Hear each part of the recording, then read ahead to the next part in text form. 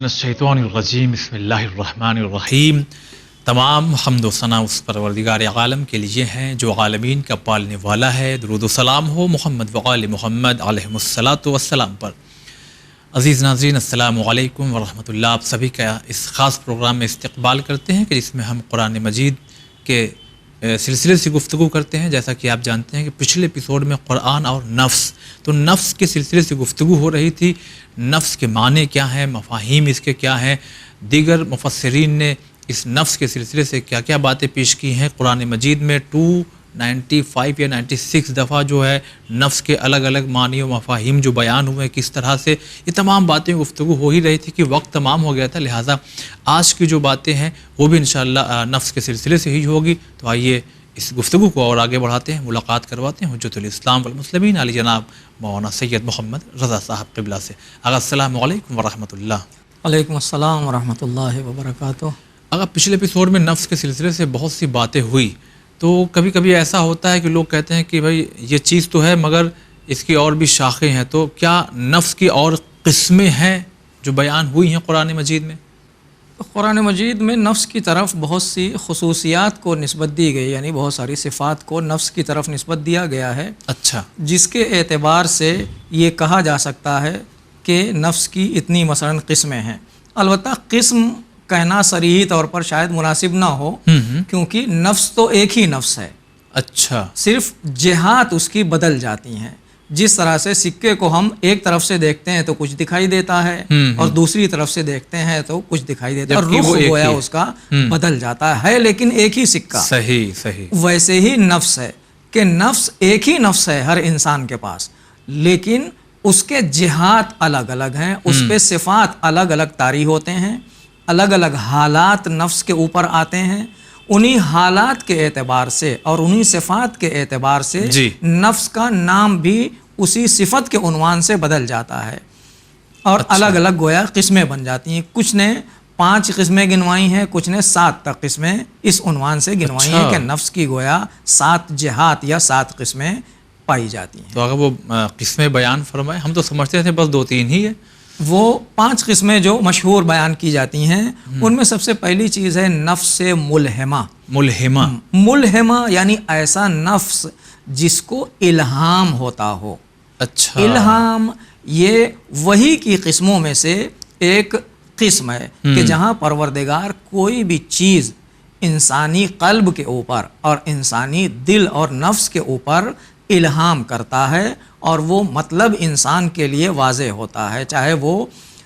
اچھائی ہو، فضیلتیں ہوں، یا رہنمائی کی کوئی چیز ہو جو اللہ انسانی نفس کے اوپر الہام فرماتا ہے۔ جی، تو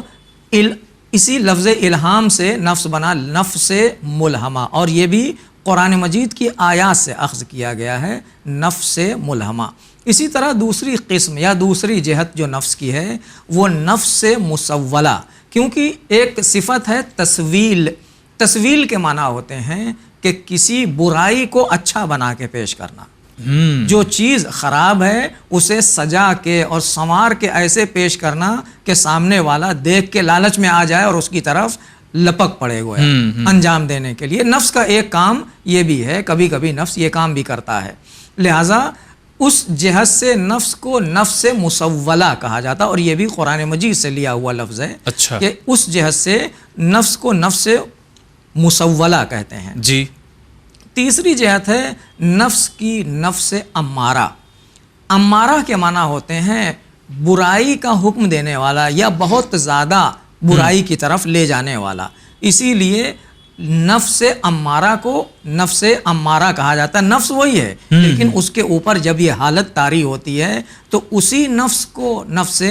امارہ کہا جاتا ہے جو انسان کو برائی کی طرف لے کے جاتا ہے۔ قرآن مجید سے یہ بھی اصطلاح اخذ کی گئی ہے، جن کی آیات ہم آئندہ آپ کی خدمت میں پیش کریں گے۔ اسی طرح نفس کی ایک قسم ہے نفس لوامہ۔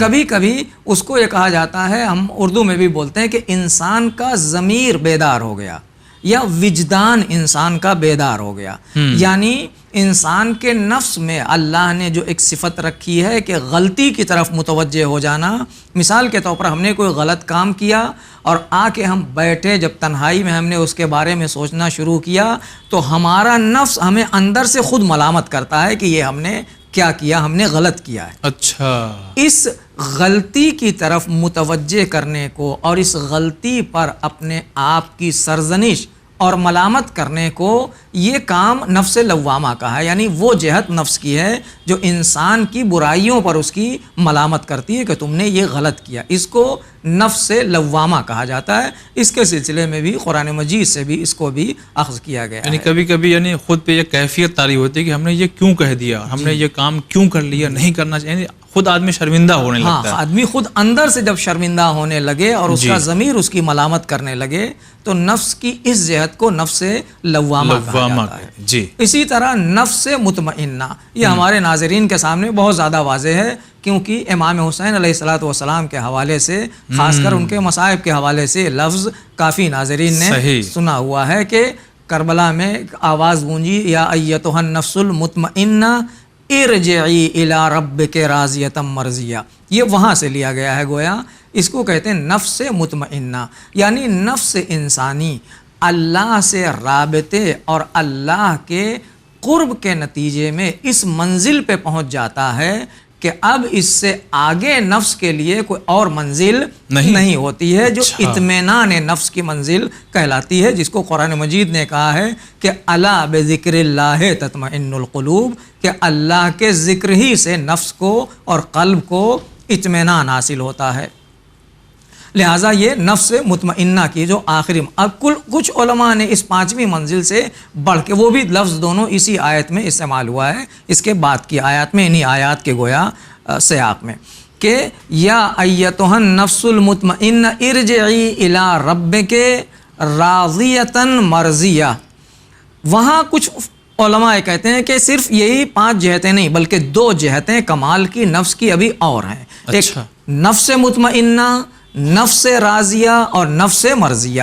نفس راضیہ کا مطلب یہ ہے کہ انسان اپنے اعمال، اپنے کردار، اپنے عقائد اور اپنے گویا وجود سے راضی ہو کہ میں نے جو کیا ہے وہ ٹھیک کیا ہے، میرے افعال ٹھیک ہیں، میرا عمل اور کردار صحیح ہے، اس سے انسان راضی ہو. یہ وہ منزل ہے جو اطمینان کے اوپر کا مرحلہ ہے. اور پھر اس سے اوپر کا مرحلہ ہے کہ صرف انسان اپنے آپ سے راضی نہ ہو بلکہ اللہ بھی اس سے راضی ہو، وہ اللہ کی نگاہ میں مرضی بن چکا ہو، یعنی اللہ کی مرضی کے مطابق وہ قرار پا جائے. یہ اس سے آگے کی گویا منزل ہے. جی، اگر بہت شکریہ ادا کرتے ہیں. تو آپ نے جو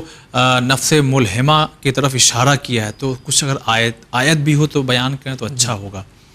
نفس ملہمہ کی اصطلاح جو قرآن مجید ہی کے لفظ سے اخذ کی گئی ہے اور اسی سے گویا الہام لیتے ہوئے یہ قسم یا جہت نفس کی بیان کی گئی ہے کہ نفس کے اوپر یہ حالت طاری ہوتی جس کو قرآن مجید نے سورہ والشمس میں بیان کیا ہے.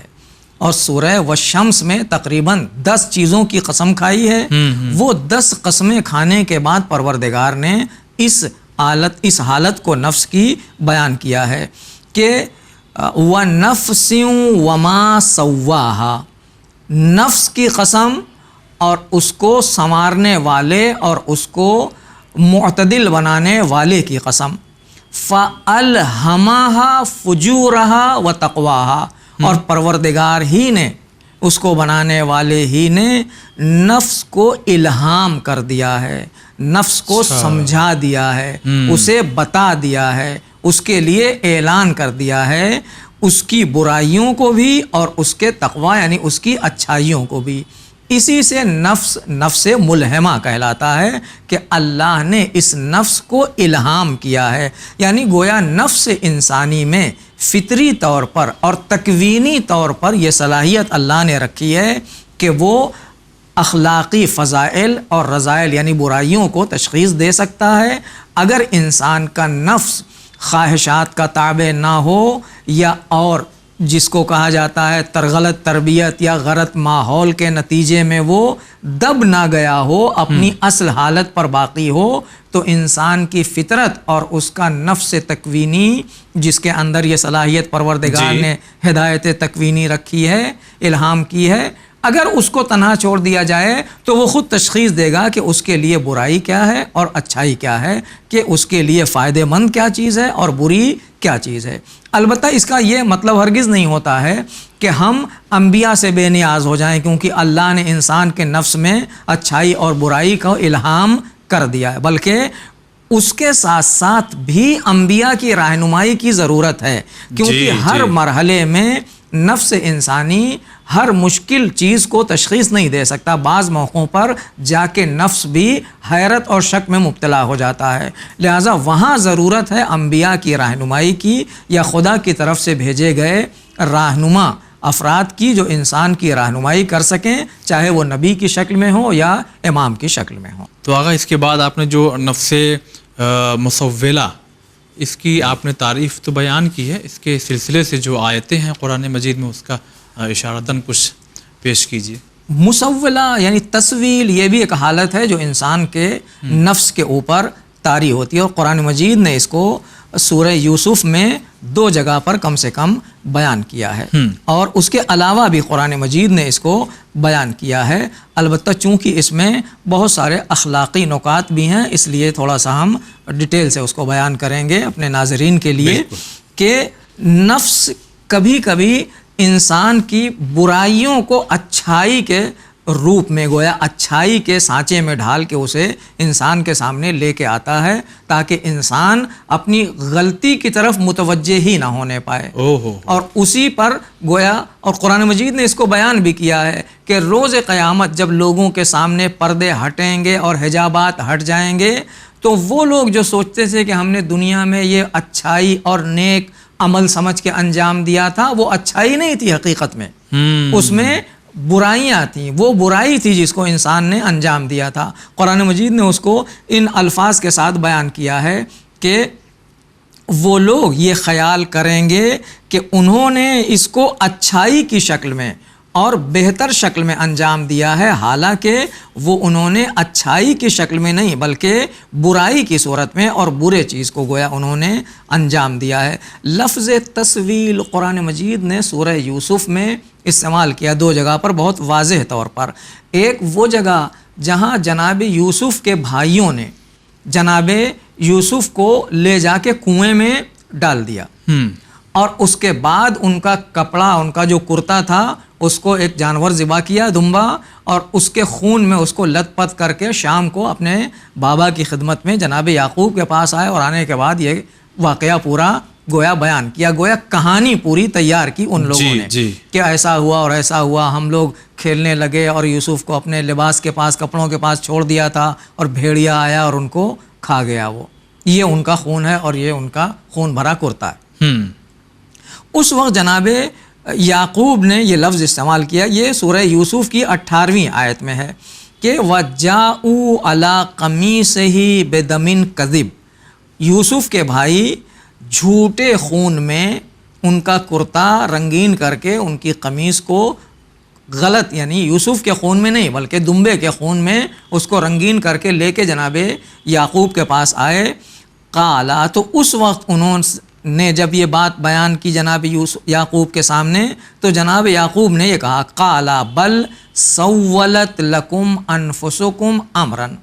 یہ تمہارے نفس نے تمہاری برائی کو اچھا بنا کے تمہارے سامنے پیش کیا ہے، لہٰذا گویا تمہارے نفس نے تم کو فریب دیا ہے، تم کوئی فریب اور دھوکے والا کام کر رہے ہو، فصبر جمیل، لہٰذا میں اللہ کی بارگاہ میں اچھی طریقے سے صبر کروں گا۔ یہ آیت، اور دوسری جگہ اور اسی سورہ یوسف میں ہی آیت نمبر 83 میں قرآن مجید نے یہ لفظ استعمال کیا ہے، جہاں جناب یوسف کے بھائیوں نے جب جناب یوسف مصر کی گورنری پر فائز ہو گئے اور وہاں کے گویا عزیز مصر بن گئے، اور یہاں سے ان کے بھائی گئے غلات لینے کے لیے، اور انہیں اپنے بھائیوں کو پہچان لیا، اور جو ان کی ماں سے ان کے بھائی تھے، دوسرے بھائی دوسری ماؤں سے تھے، جو دوسرے بھائی تھے ان کے، جن کا نام بنیامین بیان کیا جاتا ہے، احادیث اور تفسیر میں یا تاریخ میں، ان کو انہوں نے پہچان لیا اور ایک حیلہ اختیار کر کے ان کو روک لیا وہاں پر۔ تو جب یہ لوگ واپس آئے پھر جناب یعقوب کی خدمت میں، تو اب ایک اور بیٹے کو کھو دیا جناب یعقوب نے۔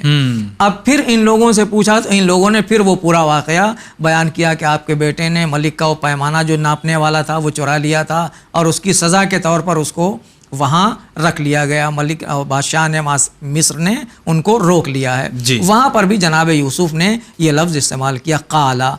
جناب یعقوب نے، قالا بل سولت لکم انفسکم امرا فصبر جمیل عسی اللہ ان یأتینی بہم جمیعا، کہ تمہارے نفسوں نے کوئی نہ کوئی تسویل کی ہے، تمہارے نفس نے تم کو فریب دیا ہے، اور جی۔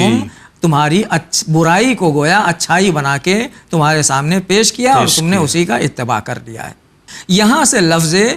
نفس مسولہ استعمال کیا گیا۔ جس طرح سے جناب یوسف کے واقعے میں لفظ تسویل استعمال ہوا ہے، ویسے ہی قرآن مجید کا ایک اور کردار جو قرآن مجید نے بیان کیا ہے وہ بہت ہی واضح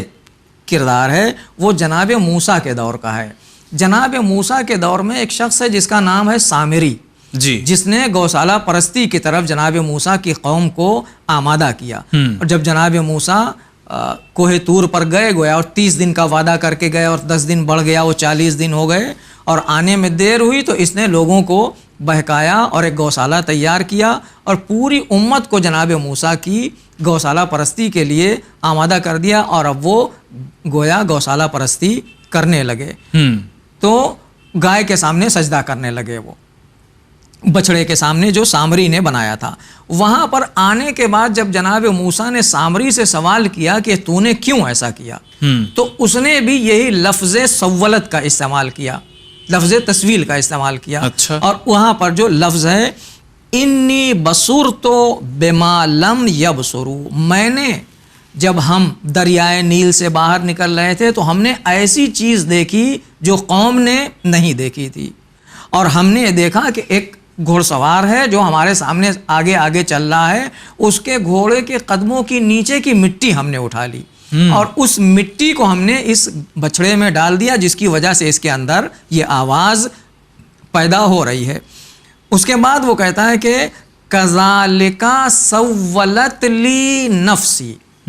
اس طرح سے میرے نفس نے میرے لیے تسویل کی، یعنی میری برائی کو اچھائی بنا کے گویا پیش کیا۔ تو یہاں سے یہ دو واقعے قرآن مجید کے ایسے اہم ہیں کہ جہاں انسان کو اس بات کی طرف ہمیشہ گویا متوجہ رہنے کی ضرورت ہے، حتیٰ کہ اپنے اوپر یا اپنے نفس کے اوپر کبھی آدمی کو بھروسہ یا اطمینان نہیں کر لینا چاہیے کہ ہم تو شیعہ ہیں اور ہم مولا کے چاہنے والے ہیں اور ہم امام کا گویا ہر طرح سے محبت ان کی ہمارے دل میں ہے اور ہر چیز میں ہم شریک رہتے ہیں، آگے آگے رہتے ہیں۔ اس لیے کہ نفس انسانی کبھی کبھی انہی اچھائیوں کے ذریعے انسان کو غلط راستے کی طرف لے جا سکتا ہے اور برائی کی طرف لے جا سکتا ہے۔ لہٰذا تسویل نفس سے، اور نفس جو تزیین کرتا ہے انسان کے لیے برائیوں کو اچھائی بنا کے پیش کرتا ہے، اس کی طرف بہت متوجہ رہنے کی ضرورت ہے، کیونکہ کبھی بھی انسان کا نفس اس کے سامنے تسویل کے مرحلے میں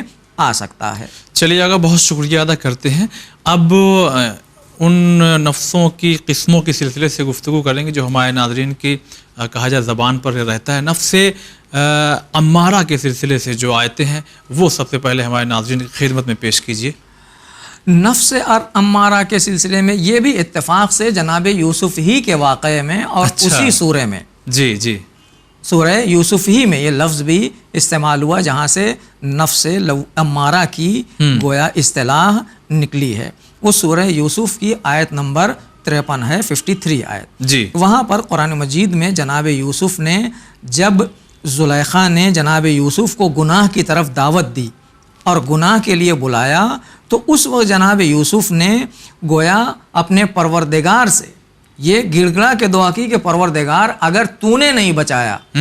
اور تیری رحمت ہمارے شامل حال نہیں ہوئی تو حالات ایسے ہیں، ظاہری فشار بھی اور باطنی فشار بھی۔ جناب یوسف جوان ہیں اور اس جوانی کے عالم میں ایک خوبصورت خاتون اور وہ بھی بغیر کسی معنی کے گناہ کی دعوت دے رہی ہے. اور جناب یوسف کا اپنے آپ کو بچا لینا بہت سخت مرحلہ گویا، بہت سخت امتحان اور آزمائش تھی جناب یوسف کے لیے کہ ایک طرف سے شیطان پیچھے لگا ہوا ہے، اندر سے نفس امارہ گناہ کی طرف لے جانا چاہتا ہے، حالات سارے گناہ کے فراہم ہیں، کوئی چیز رکاوٹ نہیں ہے، لیکن اس کے بعد بھی جناب یوسف نے اللہ کی بارگاہ میں پناہ طلب کی اور اللہ نے انہیں بچایا. یعنی گناہ کے تمام مواقع اور حالات ہونے کے بعد جہاں عام انسان کے لیے بچنا ناممکن، تقریباً ناممکن تو نہیں کہا جا سکتا لیکن بہت دشوار ہے، وہاں جناب یوسف نے اپنے پروردگار کو پکارا اور پروردگار نے ان کی پکار سنی اور ان کو گویا گناہ کے اس گرداب اور بھنور سے انہیں بچا لیا. وہاں پر یہ آیت آئی ہے کہ وما ابریو نفسی، میں اپنے نفس کو تبرئہ نہیں کرتا کہ میرا نفس برائی کی طرف نہیں جائے گا. میرے نفس میں بھی برے خیال آ سکتے ہیں، میرا نفس بھی مجھے برائی کی طرف لے جا سکتا ہے. کیوں میں اپنے نفس کے لیے یہ نہیں کہہ سکتا کہ وہ برائی کی طرف نہیں جائے گا؟ اس لیے کہ نفس کی ایک خصوصیت اور ایک حالت ہے ہی یہ کہ ان النفس لامارۃ بالسوء، کہ نفس انسان کو برائیوں کا حکم دیتا ہے اور بہت زیادہ برائیوں کی طرف لے جاتا ہے. الا ما رحم ربی، لیکن سوائے اس انسان کے کہ جس کے اوپر رحمت پروردگار نازل ہو اور اللہ کا رحم اسے اپنی آغوش میں اس کی رحمت لے لے، وہاں انسان اپنے اس نفس کی گویا اماریت سے یا نفس امارہ کے شر سے اپنے آپ کو بچا سکتا ہے. تو اس آیت سے نفس امارہ کو گویا اخذ کیا گیا ہے اور اس کا کام بھی وہی تسویل والا ہے کہ جس طرح وہ برائیوں کو اچھائی بنا کے پیش کرتا ہے نفس انسانی، ویسے ہی یہی نفس انسانی ایک حالت یہ بھی ہوتی ہے کہ وہ برائی کی طرف انسان کو ابھارتا ہے، برائی کی طرف لے جاتا ہے، برائی کا حکم دیتا ہے اور انسان کو برائی کے بھنور میں لے جا کے پھنسا دیتا. تو اگر آپ ہمارے ناظرین کو یہ بھی بتائیے کہ نفس لوامہ کے سلسلے سے کس آیت کی طرف کیسے اشارہ ہوا ہے؟ قرآن مجید میں نفس لوامہ کی اصطلاح بھی وہیں سے لی گئی ہے. وہ نفس کی ایک جہت یا ایک خصوصیت ہے کہ نفس انسان جب برائی کر بیٹھتا ہے تو نفس اسے جھنجھوڑتا ہے اور جھنجھوڑنے کے نتیجے میں انسان کبھی متوجہ ہو جاتا ہے اور اللہ کی بارگاہ کی طرف متوجہ ہو کے خالص خلوص کے ساتھ گویا توبہ کرتا ہے اور اللہ اس کی توبہ قبول کر لیتا ہے. یہ گویا انسان کا نفس لوامہ اسے نکال کے برائی سے اچھائی کی طرف لے گیا. لیکن اگر انسان نے اسی وقت توبہ نہیں کیا اور برائی کی طرف اپنے متوجہ نہیں ہوا اور تکرار کرتا رہا برائی کی، تو اب تکرار کے نتیجے میں انسان کے وجدان اور ضمیر میں جو ملامت کی صفت پائی جاتی کہ وہ ملامت کرتا برائیوں پر، اسے جھنجھوڑتا ہے، وہ دھیرے دھیرے دب جاتی ہے یا کم ہو جاتی ہے، بلکہ ایک مرحلے میں بالکل ختم ہو جاتی ہے اور انسان کے لیے گناہ ایک عادی چیز ہو جاتا ہے، عام فعل کی طرح وہ انسان گناہ کو انجام دیتا ہے. جیسے کوئی ایک عام آدمی کوئی برائی انجام دے رہا ہو جس کو ہم، بلکہ برائی بھی بہت نہیں، اخلاقی برائی البتہ کہا جا سکتا ہے یا سماجی برائی کہا جا سکتا ہے کہ بچہ مثلا سگریٹ پینا شروع کرتا ہے تو پہلے وہ چھپا کے پیتا ہے اور چھپا کے پیتا ہے، پھر اس کے بعد جب اس کو اور جس کو ہواؤ کہتے ہیں، جب اس کا اور بڑھ جاتا ہے، ہمت اور بڑھ جاتی ہے کثرت فعل کے نتیجے میں، تو اب وہ چھپاتا بھی نہیں ہے، علل اعلان سب کے سامنے پیتا ہے. بلکہ ایک مرحلہ اس حد تک بھی آ جاتا ہے کہ ابھی باپ اور دادا سے چھپا رہا ہے اور دوستوں کے سامنے پیتا ہے علل اعلان، لیکن باپ اور دادا اور جو بزرگ ہیں ان سے چھپاتا ہے. اور ایک وقت وہ بھی آتا ہے کہ جب یہ پردہ بھی گویا چاک ہو جاتا ہے حیا کا، اور اتنی بے حیائی پر انسان کا نفس آمادہ ہو جاتا ہے کہ باپ کے پہلو میں بیٹھ کے گویا پی رہا ہوتا ہے. یہ گویا وہ مرحلہ جہاں نفس لوامہ انسان کا بالکل ختم ہو چکا ہے، ملامت کے کام کو اس نے گویا اپنے چھوڑ دیا ہے. جیسے انسان کے اندر جو انسولین بنانے کے لیے پروردگار نے پینکریاز رکھا ہے، اس کا کام انسولین بنانا، لیکن ایک مرحلے میں وہ کام اپنا چھوڑ دیتا ہے، ویسے ہی نفس کے اندر ایک صفت پروردگار نے رکھی ملامت کرنے کی گناہ پر. لیکن جب کثرت گناہ کے نتیجے میں وہ اپنا کام چھوڑ دیتا ہے تو یہ انسان کی گویا تباہی کا راستہ وہاں سے شروع ہو جاتا ہے. اس لیے اس نفس کو نفس لوامہ کہتے ہیں کہ ملامت کرتا ہے. اس کو بھی قرآن مجید نے سورہ قیامت میں بیان کیا پہلی اور دوسری آیت میں کہ لا اقسم بیوم القیامہ، میں قسم کھاتا ہوں قیامت کے دن کی. یہ پروردگار اعلان کر رہا ہے. ولا اقسم بالنفس اللوامہ، اور میں قسم کھاتا ہوں نفس لوامہ کی جو برائیوں پر انسان کی مذمت اور ملامت اور سرزنش کرتا ہے. چلیے آگا، بہت شکریہ. اب وقت بھی تمام ہو رہا، تو آخر میں حالانکہ آپ نے اشارہ کیا شروع میں نفس مطمئنہ کی طرف، ہم چاہیں گے کہ تمام کر دیجئے نفس مطمئنہ کی پھر سے ایک تعریف کر کے. نفس مطمئنہ یہ نفس کا گویا بالا ترین مقام اور بلند ترین مقام ہے. یہ نفس کا وہ عالی ترین صفت ہے نفس کی، جس کو نفس مطمئنہ کہا جاتا ہے، اور اس سے بالا تر پھر کسی اور مقام کا یا صفت کا تصور نہیں ہے، جس کو قرآن مجید نے سورہ فجر کی آیت نمبر 7 سے شروع کیا ہے کہ یا ایتھا النفس المطمئنہ ارجعی الی ربک راضیۃ مرضیہ، کہ اے نفس مطمئنہ اپنے پروردگار کی طرف پلٹ آ. گویا اب یہ وہ مرحلہ ہوتا ہے کہ جہاں پروردگار خود بندے کو اپنی رحمت کی آغوش میں لینے کے لیے بے چین ہوتا ہے کہ اب پروردگار یہ چاہتا ہے کہ بندہ دنیاوی مشکلات اور امتحانات کی صعوبتیں برداشت کر کے جب نفس کے کمال کے آخری مرحلے تک پہنچ گیا ہے تو اب بارگاہ پروردگار اور لقائے پروردگار اسے نصیب ہو جائے. فدخلی راضیۃ مرضیہ، اس حال میں کہ پروردگار تجھ سے راضی ہے اور تو پروردگار سے راضی ہے. یہ گویا نفس کے اطمینان کی آخری منزل ہے کہ بندہ اللہ سے راضی اور اللہ اس سے راضی ہے.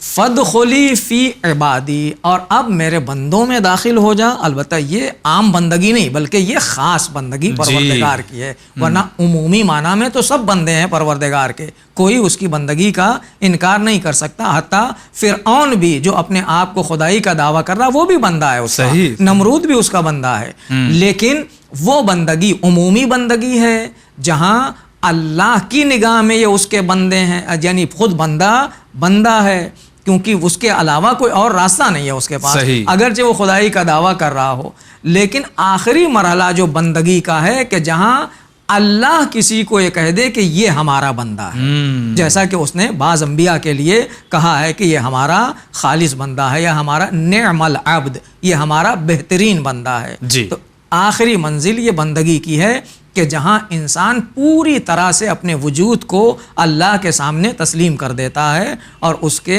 گویا حرکات، سکنات، ارادہ، وجود، اٹھنا بیٹھنا سب اللہ کے لیے ہوتا ہے. یہ عبادت کی آخری گویا منزل ہے. وادخلی جنتی، اور میری جنت میں داخل ہو جا. یہ نفس اطمینان یا نفس مطمئنہ کی آخری منزل ہے کہ جہاں انسان کمال کے مراحل کو طے کرتے ہوئے وہاں پہنچتا ہے. البتہ شروع میں انسان کے نفس کی 3 صفات ہیں کہ جہاں نفس کو اللہ نے پہلے مرحلے میں دونوں چیزیں دی ہیں. ایک طرف سے اچھائی بھی بتائی اور برائی بھی بتا دی کہ ادھر شقاوت کا راستہ یہ ہے، بدبختی کا راستہ، سعادت اور نجات کا راستہ یہ ہے. اب اس کے بعد مرحلہ شروع ہوتا ہے نفس کی تسویل کا، نفس امارہ کا. ان دونوں مرحلوں میں اگر انسان اپنے نفس کو بچا لے جائے اور نفس لوامہ کی منزل پر ثابت قدم رہ جائے تو آگے کے مراحل وہ اپنے آپ طے کر سکتا ہے اور نفس مطمئنہ تک پہنچ سکتا ہے. چلیے آقا، بہت شکریہ ادا کرتے ہیں. واقعی ناظرین دیکھیے، نفس کے سلسلے سے ایک جامع گفتگو آپ تک پہنچی ہے، اور وہی جو بات بار بار کہی جاتی ہے کہ ہمیں قرآن ہر صورت میں پڑھنا چاہیے. ترجمے اور مفاہیم، اب چونکہ مفاہیم ہمارے ذہنوں میں نفس کے سلسلے سے اب ہمارے ذہنوں میں یعنی باتیں ہم نے سنا ہے، اب ہم قرآن پڑھیں گے ایک الگ کیفیت ہوگی، اس کا ایک الگ لطف ہوگا یقیناً. تو فی الحال اپنے پروگرام کو ہم یہیں روک رہے ہیں کیونکہ وقت تمام ہو گیا، لہٰذا انشاءاللہ اگلے ایپیسوڈ میں حاضر ہوں گے تو کسی اور موضوع کو لیں گے قرآن سے اور وہ آپ تک انشاءاللہ پہنچائیں گے. اجازت چاہتے ہیں. والسلام علیکم ورحمۃ اللہ.